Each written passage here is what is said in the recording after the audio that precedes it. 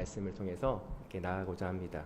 오늘 데살로니가 전서 2장은 통해서 우리가 하나님이 우리의 마음을 감찰하신다라는 감찰하시는 하나님이다라는 말씀을 나아가고자 할 건데, 이 말씀은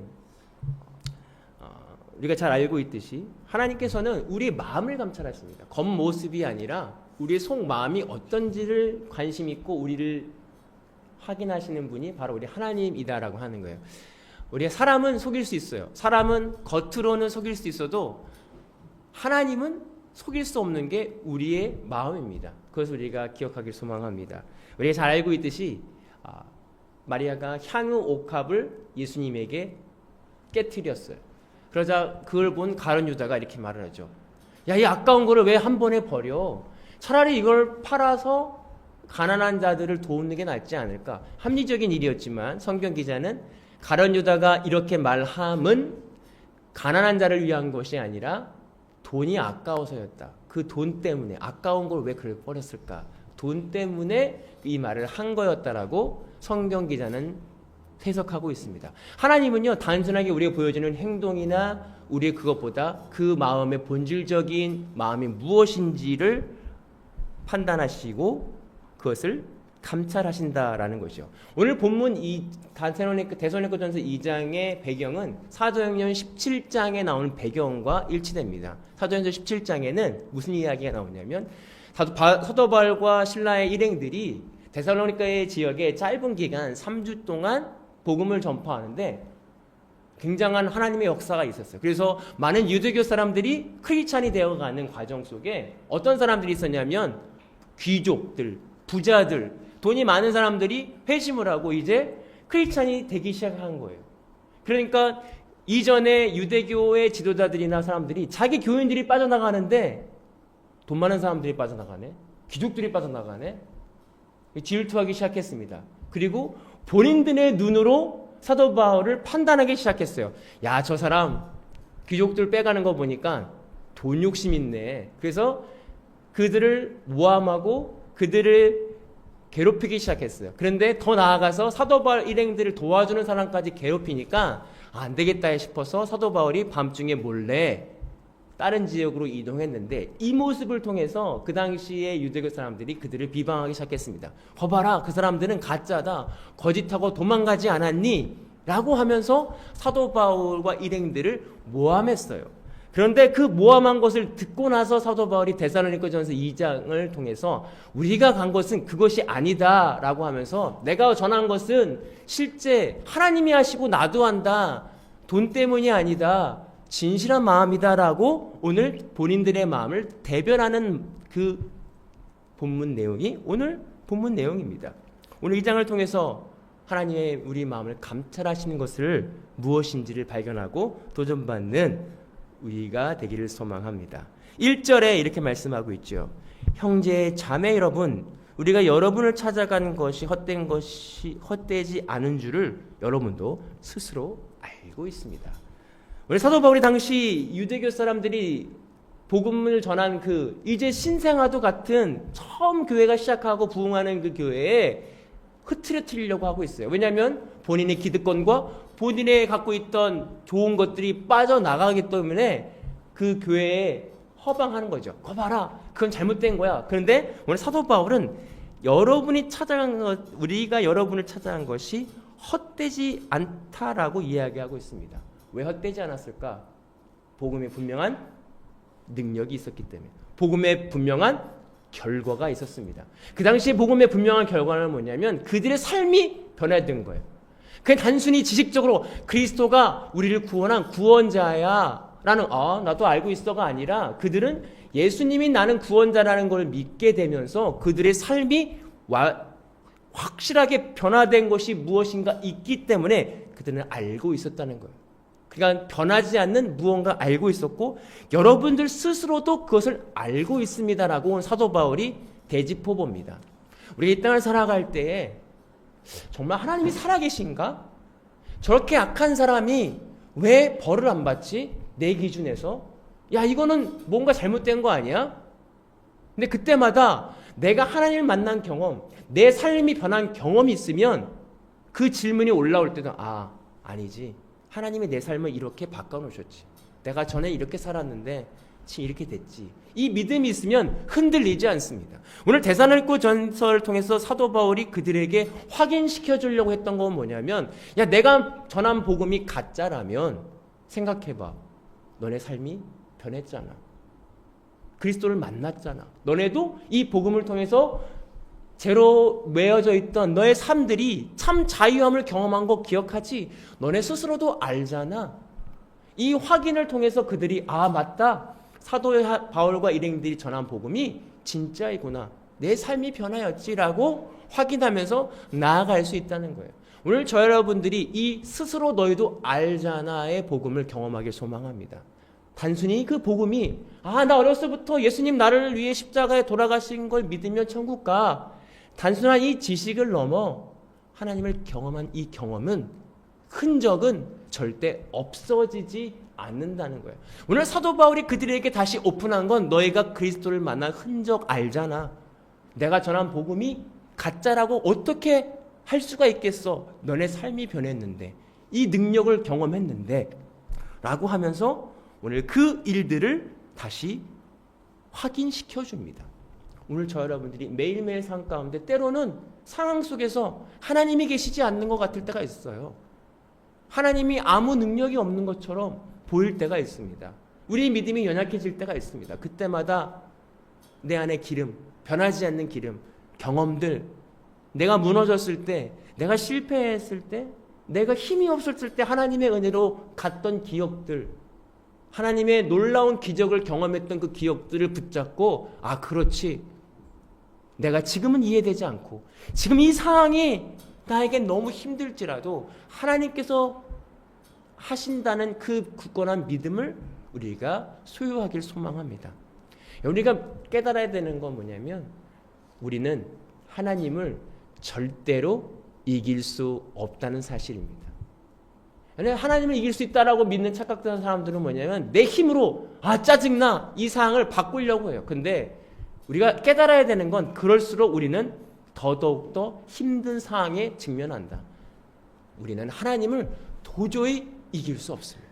그래서 하나님께 복종하기를 간구해야 돼. 하나님, 저는 할 수 없습니다. 도와주십시오. 내가 하나님 앞에 엎드리기를 원합니다. 빨리 엎드릴수록 시간이 단축되는 거예요. 절대로 하나님을 이길 수 없다. 2절에 이렇게 말씀하시죠. 여러분들이 아는 바와 같이 우리가 전에 빌립보에서 고난을 받고 모욕을 당하였으나 심한 반대 속에서도 하나님 안에서 담대히 여러분에게 하나님의 복음을 전하였습니다. 그 증거가 있다는 거예요.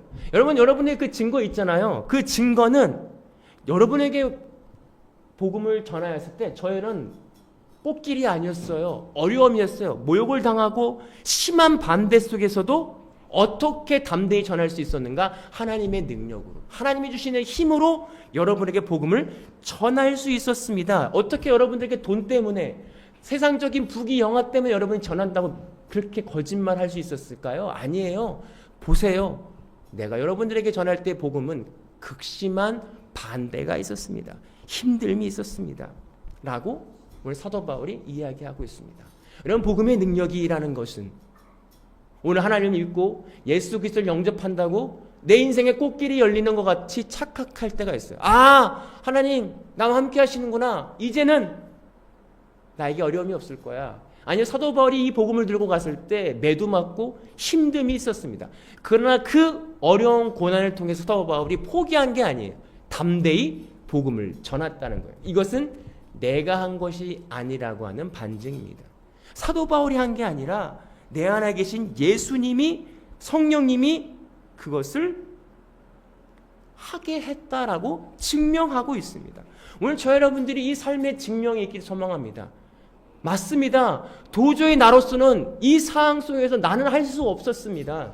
그러나 예수 그리스도의 능력을 통해서 했습니다. 내가 어떻게 내 이웃을 내 몸과 같이 사랑할 수 있었습니까? 어떻게 이 복음을 가지고 고난과 어려움 속에서 포기하지 않고 갈 수 있었습니까? 대단하네요. 아니요. 대단한 게 아니라 내가 한 것이 아니라 하나님께서 그 일을 하셨습니다. 오늘 삶의 자리에서 우리가 복음에 대한 정의와 복음에 대한 확실한 방향성을 깨달아야 되는 건 복음을 받고 간다는 게 아무 문제가 없고 아무 일이 벌어지는 것이 아니라 그 어려운 환경 가운데서도 내가 그 길을 걸어갈 수 있는 능력을 주신다라고 하는 것입니다. 이것이 믿음의 증거입니다. 믿음은 바라는 것들의 실상이라고 말씀하셨어요. 겉으로 상황은 아무런 일이 벌어지지 않지만 믿음으로 하나님이 이 자리에 함께한다라고 믿는 것입니다. 믿어지는 거예요. 무턱대고 믿는 게 아니라 성령 하나님의 은혜를 통해서 믿어지는 것입니다. 4절에 우리는 하나님께 인정을 받아서 받은 그대로 복음을 전합니다.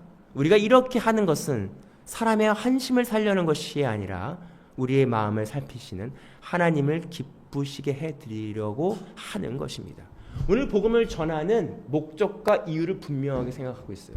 사람을 기쁘게 한다는 게 아니에요.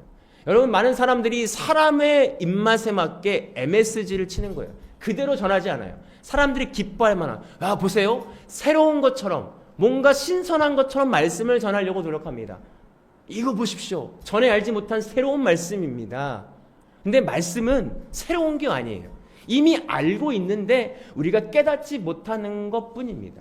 근데 새로운 것을 전하기 위해서 새로운 말씀처럼 사람의 환심과 인기를 끌려고 많이 노력합니다. 이거 보십시오. 그러나 오늘 사도 바울이 말한 것은 내가 이 말씀을 전하는 게 사람에게 인정받는 게 아니라 하나님께 인정받기 위한 목적이라고 이야기합니다. 하나님께 인정받는 것은 하나님 뜻 그대로 전달되는 거예요. 여러분, 우리가 어떤 진짜 좋은 말로 사람을 변화시키는 게 아니에요. 진실한 거죠. 예수님이 당신을 사랑하십니다 라고는 이 짧은 말도 누군가와 어떤 심정으로 하느냐에 따라서 듣는 사람으로 하여금 그 영향력이 다르다는 거예요. 아무리 좋은 말, 철학자의 말을 카피해서 전한다 해도 그 심령이 담고 있는 마음의 그릇이 다르다면 그것은 울리는 꽹과리와도 같는 거죠. 오늘 어떤 마음으로 전했는가? 사도 바울과 일행들은 하나님이 주신 그 말씀 그대로 믿고 그 믿음을 통해서 전했어. 그리고 하나님의 기쁘시게 하는 것이 그거인 줄 알았기 때문에 그대로 전하는 것입니다. 오늘 우리 땅을 살아갈 때 하나님의 말씀을 내 생각으로 해석하고 내 생각으로 만들어서 내 기쁜 도로 내가 좋아하는 대로 해석해서 나아가려고 할 때가 있어요. 그게 내가 나의 마음에 더 편하기 때문에 그대로 믿는 것을 부인합니다. 이건 아닐 거야. 이건 아니지. 근데 하나님께서 원하시는 건 그대로 받는 거예요. 그대로 전하는 그 말씀이 내 삶 가운데 적용되는 것입니다. 만약에 적용되지 않는다면 우리는 이 마음 가지고 하나님과 씨름해야 돼. 하나님, 이 말씀이 왜 주셨습니까? 난 도저히 이해되지 않습니다. 더 MSG 같은 변형이 아니라 이 말씀이 내 삶 가운데 어떻게 적용되는 것입니까? 오늘 그 씨름을 우리가 해 나아갈 때 하나님의 은혜로 그 말씀이 이해되는 거예요. 받아들여지게 되는 거예요. 이 상황 속에서 그 말씀이 어떤 말씀인지를 알게 되는 것입니다. 오늘 저 여러분들이 그 마음, 예수님이 여러분들을 사랑하십니다. 죽기까지 사랑하시는데 그 사랑은 여러분들을 죄로부터 해방시켜 주시기 위한 복음의 능력이다라고 합니다. 이 말 밖에는 십자가에서 죽으심을 통해서 우리의 사랑을 확증하셨습니다. 이 복음 밖에는 우리가 들을 일이 없다는 거예요.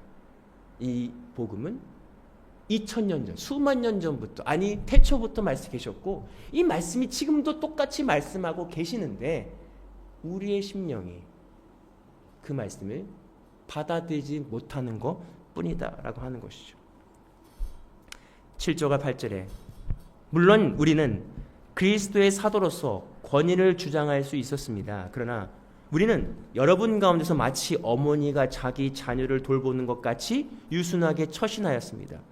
우리는 이와 같이 여러분을 사모하여 여러분에게 하나님의 복음만 나누어 줄 뿐 아니라 우리의 목숨까지도 기쁘게 내줄 생각입니다. 이것은 여러분이 우리에게 사랑을 받은 사람이 되었기 때문입니다.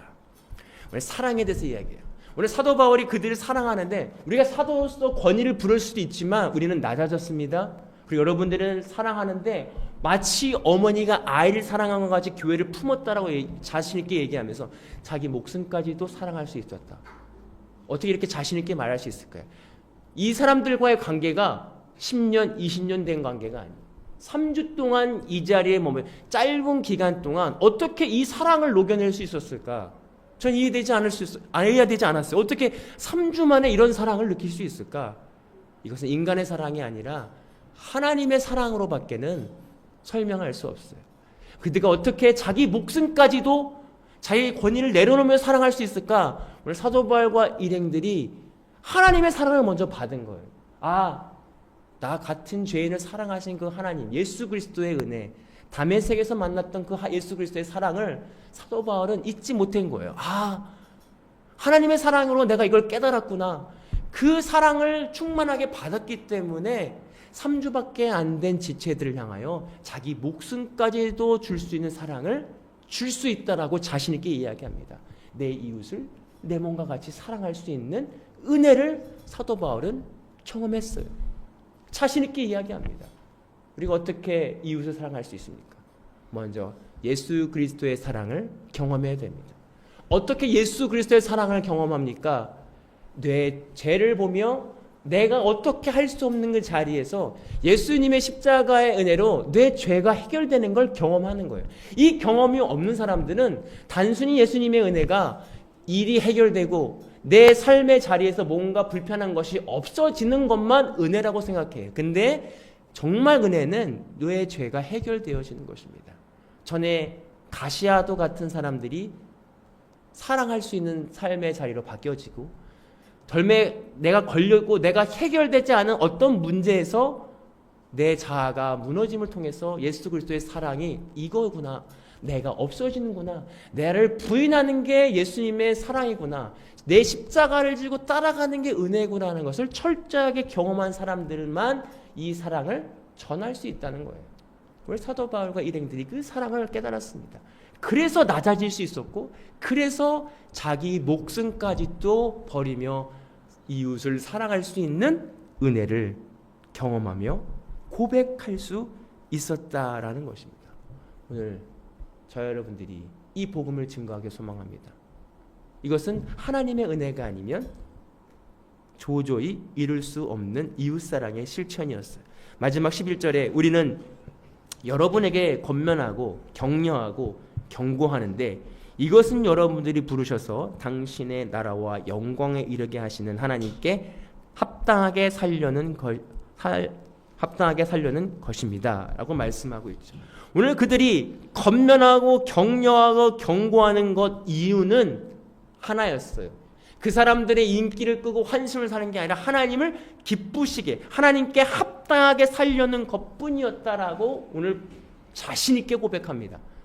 오늘 사람의 마음을 살기 위해서 이건 사람이 삐질 텐데 이 말하면 이렇게 하면 이 말씀을 전하면 사람들이 시험 들 텐데가 아니라 오늘 사도 바울의 목적은 단 하나 하나님께 합당한 삶을 살기 위해란 목적이었습니다. 오늘 성경 말씀이 우리에게 들려진 말씀이 우리를 위로할 때도 있어요. 그러나 많은 말씀이 우리를 찌르고 우리를 생각나게 합니다. 우리를 회개하게 합니다. 그 말씀은 합당하게 살기 위한 하나님의 은혜라는 사실이에요. 우리가 합당하게 살기 위한 그때에 오는 화학적 반응이 있어요. 어려워요. 왜냐하면 우리의 생활 패턴과 우리의 세계관과 가치관은 여전히 세상에 있는데 이것을 죽어가고 다시 세상이 아니라 하나님의 가치관에 올 때 반응이 있다는 거예요. 그 화학적 반응은 굉장히 고통스럽습니다. 굉장히 어렵습니다. 쉽지 않습니다. 그러나 예수 그리스도를 믿는 믿음 안에서 온전하게 이루어진다.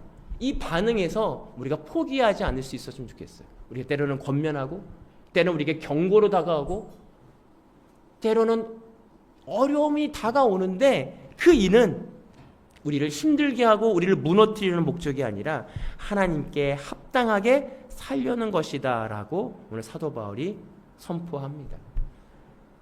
오늘 이 시대에 수많은 이단들과 수많은 우리를 교란시키고 우리를 헷갈리게 하는 일들이 많아요. 왜 그러냐면 이 땅에 살아갈 때 우는 사자같이 우리를 삼킬 자를 찾는다고 말씀하신 것처럼 사단은 우리를 늘 힘들게 합니다. 우리를 교란시킵니다. 그 힘듦이 영적 힘듦이 아니라 육적 힘듦, 어떤 그런 힘듦이 아니라 헷갈리게 해서 우리가 진짜 복음이 무엇인지를 모르게 한다는 거예요. 그러나 진짜 복음은 우리를 단련시키고 우리를 시험에서 불순물, 아직도 믿지 못하는 무언가를 깨달아 예수님의 은혜로 바뀌게 하시기 위한 하나님의 은혜라는 사실이에요.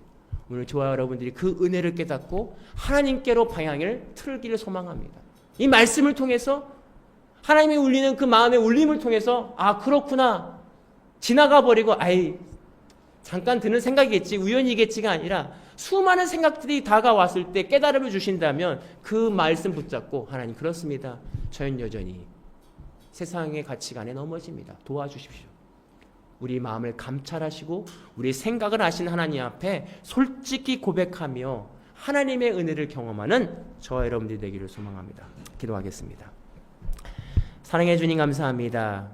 이 땅을 살아갈 때 저희는 여전히 쓰러지고 낭망하지만 우리가 받은 그 은혜, 그 경험이 믿음이 될 줄 믿습니다. 우리의 마음을 감찰하시고 우리의 생각을 하시는 그 하나님 앞에 오늘도 하나도 숨김없이 다 쏟아내길 소망합니다. 그래서 예수님의 은혜와 사랑을 통해 참 자유함이 무엇인지를 경험하는 우리 모두가 되기를 소망합니다. 감사하며 예수님의 이름으로 기도합니다. 이제는 우리 예수 그리스도의 은혜와 아버지 하나님의 극진하신 사랑하심과 성령님의 감화 감동 교통하신 은혜가 오늘 말씀을 통해서 우리의 마음을 감찰하시는 하나님 앞에 우리의 모든 것을 쏟아냈고 우리의 믿음을 확인하며 삶의 자리에서 어디 있든지 하나님께로 향하기로 결단하고 돌아가던 모든 성도들 머리 위에 이제로부터 영원토록 함께 하시기를 간절히 축원하옵나이다. 아멘. 감사합니다. 한 주일 동안 승리하시고 다음 주에 뵙기를 소망합니다.